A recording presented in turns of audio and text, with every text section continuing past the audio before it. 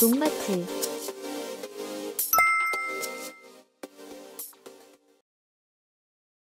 영상 시작 전 농마트 TV의 소식 먼저 듣고 가겠습니다. 농마트 TV가 최근 논산시 강경으로 확장 이전을 하여 1+1 이벤트를 진행 중이었습니다. 생선 아미노, 보난자, 3종 살균제 등 다양한 제품들을 이벤트하고 있습니다. 여기서 추가로 나노매트라는 전착, 침투제를 10개를 구매하시면 10개를 더 세트 주문 시 한 세트를 더 드리는 이벤트를 진행 중이니 많은 관심 부탁드리겠습니다. 곧 입고되는 이탈리아의 제품들도 많은 기대와 관심 부탁드립니다. 포도는 한 해 동안 열매를 키우면서 뿌리와 줄기, 잎에서 많은 양분을 소모합니다. 수확이 끝나면 겉보기에는 휴식기에 들어가는 것 같지만 사실은 내년을 준비하는 중요한 시기입니다. 가지 안에서는 겨울을 버틸 수 있는 저장 양분이 만들어지고 뿌리 활동이 여전히 이루어지고 있습니다. 따라서 이 시기에 제대로 관리하지 않으면 내년 봄에 싹이 늦게 트거나 새가지가 약하게 나오고 꽃눈 형성이 불량해질 수 있습니다. 오늘은 포도 수확 후 나무의 건강을 지키기 위한 양분 관리 방법을 알아보겠습니다. 포도 수확이 마무리되는 시기에는 수세 진단을 정확히 할 수 있으나 대부분 과원 관리를 소홀히 하는 시기이기도 합니다.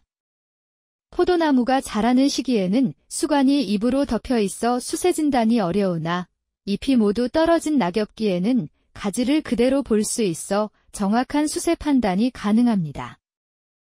과일 비대 및 성숙에 사용했던 양분이 뿌리, 가지 등의 저장 양분으로 축적시켜 수채 충실도를 향상시킬 필요가 있으며 양분은 6월에서 8월까지 내 탄수화물이 가장 낮고 9월 중순에서 10월 하순까지는 탄수화물을 빠르게 축적하는 매우 중요한 시기입니다. 그래서 이 시기에 저장되는 양분은 다가오는 겨울철 저온과 건조에 대비해 나무를 보호하고 이듬해 꽃눈 발육과 새가지의 초기 생장을 좌우합니다. 과실 수확 후에도 가지가 계속 자라면 잎에서 만들어진 양분이 불필요하게 소모되어 가지 내의 양분 축적이 원활하게 이루어지지 못할 수 있습니다. 수확 이후 새가지가 계속 자랄 경우 적절히 숨지르기를 해서 동화양분이 효율적으로 배분되고 가지가 충실해지도록 관리합니다. 그리고 가지가 너무 많으면 적절히 솎아주어 주간거리를 확보하여 동화작용이 활발히 이루어지도록 합니다. 솎아배기로 빈 공간은 솎아낸 나무의 좌우 나무 앞부분에 전년도에 자란 가지를 수평으로 유인하여 공간을 채웁니다. 또한 조기 낙엽이 되거나 잎의 동화 능력이 떨어지면 저장양분의 축적량이 모자라 가지의 등숙이 불량하게 됩니다.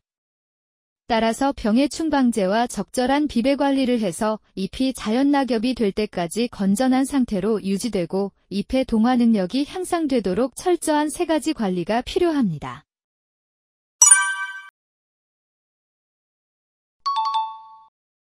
솎아배기. 나무가 너무 밀식되어 있으면 강전정을 하게 되고 웃자라 덕면이 어두워지게 됩니다.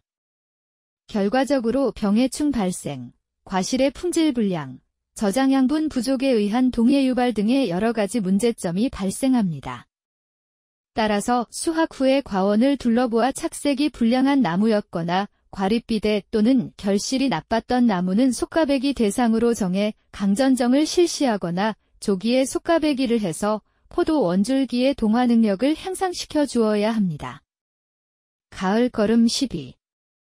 수확 직후의 포도나무는 수세가 약해져 있는 상태이므로 가을거름을 시용하는 것이 좋습니다. 거름 주는 시기는 빠를수록 좋으나 너무 이르면 새가지의 재생장이 유도되고 늦으면 효과가 거의 없어 결국 겨울의 동에 피해를 받기 쉽습니다. 따라서 포도나무의 뿌리 생장이 다시 시작되는 시기이면서 수확이 끝나는 시기가 사용적기입니다. 가을거름에 대한 더 많은 정보는 농마트 TV에서 보실 수 있습니다. 병해충 방제. 수확 후 포도잎에 발생하기 쉬운 주요 병에는 갈색무늬병, 노균병, 흑두병, 흰가루병 등이 있지만 가장 문제가 되는 병에는 갈색무늬병과 노균병입니다. 이 병들은 7월 중하순경부터 나타나기 시작하지만 기온이 낮아지고 서늘해지는 9월 이후에 더욱 심하게 발생합니다. 갈색무늬병은 대체로 아래쪽 잎에서 발병하여 점차 위쪽 잎으로 진행되어 갈색을 띤 원형 또는 다각형의 병반이 생겨 나중에는 잎이 황변하여 조기 낙엽이 됩니다. 이는 전염원이 되는 병든 낙엽은 긁어모아 태워버리고 월동기 포도나무의 발화전에 석회유황합제를 살포하며 병 발생 시기와 장마철이 중복되는 경우가 많으므로 약제 살포 시기를 놓치지 않도록 주의하여야 합니다. 노균병은 8, 9월에 비가 자주 오고 기온이 비교적 낮은 때에 발병하기 쉽습니다. 잎에 담황색의 반점이 생기고 심하면 잎자루 부위에서 탈락되어 낙엽이 됩니다. 병원균이 피해 낙엽에서 겨울을 보내므로 낙엽은 되도록 철저히 모아 묶거나 태워버리며 나무 아랫부분에 집이나 비닐로 피복하여 빗물이 튀어 전염되는 것을 막아줍니다.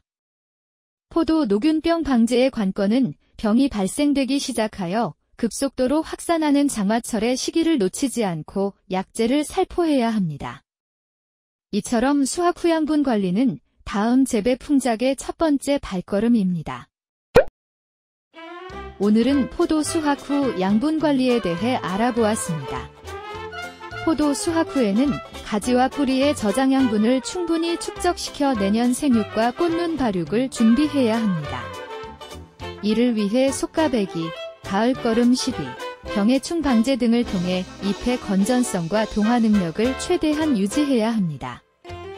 특히 갈색무늬병과 노균병 같은 병해를 철저히 관리하여 조기 낙엽을 방지하는 것이 중요합니다.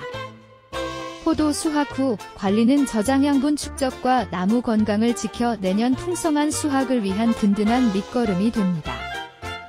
저희 농마트TV는 농업 현장의 고민을 함께 해결하는 농자재 전문 플랫폼입니다. 비료, 영양제, 병해충 관리자재뿐만 아니라 유기질 비료까지 검증된 자재만 엄선해서 믿고 쓸 수 있는 제품만을 추천드립니다. 어떤 작물에 어떤 자재가 필요한지 고민이 되신다면 댓글이나 농마트TV 연락처로 문의를 주시면 정확한 상담과 제품 추천을 도와드리겠습니다. 농마트TV 사이트 주소는 아래 댓글에 남겨놓을 테니 많은 방문과 관심 부탁드리겠습니다. 농가분들을 위해 좋은 자재, 합리적인 선택으로 더 나은 수확을 함께 만들어 가겠습니다. 농마트TV 구독과 좋아요 부탁드리겠습니다. 오늘 영상을 시청해주셔서 감사합니다.